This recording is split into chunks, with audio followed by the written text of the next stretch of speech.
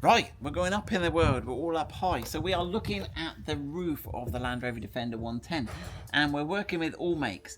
So all makes have got this ladder and they had a top mount, but their top mount went onto their particular roof rack. So they said, as we've got the Expedition rack fitted, can we design a bracket and help them?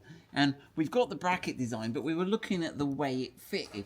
And a lot of the problem with fitting stuff on the roof of the Defender in these roof rails, these ones that go front to back, is that you have to find a big gap. So in the roof rail, it's like a constant thickness, and then there's a big opening where you can drop something in and slide it along. But when you've got the Expedition rack fitted, you've got these, can you lean over a bit and have a look at this here? You've got these big sort of mounts here, and the rear section of the mount doesn't have a wide bit to get the roof fitting in to slide it along, and it's a real pain. You end up having to take off your roof rack. So I thought there must be a way of making something we can fit in here and that will slide, and we have done that. So let's take a look at what we've got. Right, so some of you will recognize these nuts. They're from Unistrut and they go into a sort of C section and they clamp up behind, and sometimes you can get them with a spring.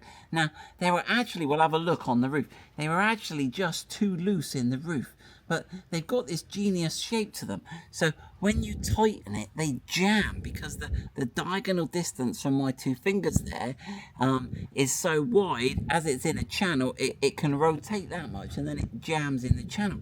So I thought if I could make these just a bit bigger, but rather than making a whole new nut, because these Unistrut ones are really good, we've made a little cage, and this just snaps in to the little plastic cage like that. And it's quite nice because it means in the rail it's only got the plastic touching it for the main part, but it's got these grippy bits that come up pretty much under the rails. So let's have a look. Now you'll notice the actual outer circumference of the Unistrut nuts is the same. The outer periphery is the same, but this is an M6, is it? Yeah, no, that's an M6, that's an M8, look, I've got my, that's M8 and that's M10. So you can have, so we are going to make these available on the website. So you've got an M6 top mount, an M8 or an M10, and we'll do them in packs of 4 because they're relatively cheap. The postage will cost more than the parts, I think.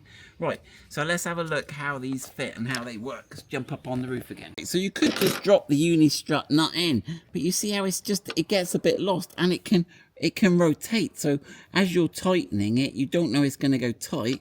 You might just end up with the nut rotating. So that's why we need our little plastic cage. Right, so here's one we've got in the plastic cage. Look, so all in the plastic cage. So the beauty is you can drop it in anyway. You don't need to get to the thick bit. You drop it in, and then when you spin it round, it locks in the 90-degree pretty much position. So you've then got a captive mount that you can slide along, and you can bolt something down to it, and then when you pull it up, it pulls up and grips on the underside of this C-section channel. I think it's genius. I'm a big fan of my own work, but I've kind of stolen Unistrut's idea, but taken it to the next level. Obviously, these nuts are only 6mm deep, so you've only got 6mm of thread to bolt into. But you're in, because we've got the plastic at the bottom, you're not going to dig into, but just make sure whatever you bolt on, you use the correct size nut so they don't go through out the bottom of here and then start going into your rail. So use your common sense and check that, but hopefully that will help some people. And even if you've got the ladder or the side gear carrier, if you want to take them off, it's a real pain with the Expedition roof rack. Or if you want to fit them and you haven't got them, then you have to take it all off to slide the mounts in. So I think that's quite cool. Hopefully someone will find some use for it. Email me in your pictures of what use you got for these. Be interesting to see. Right, good luck with that.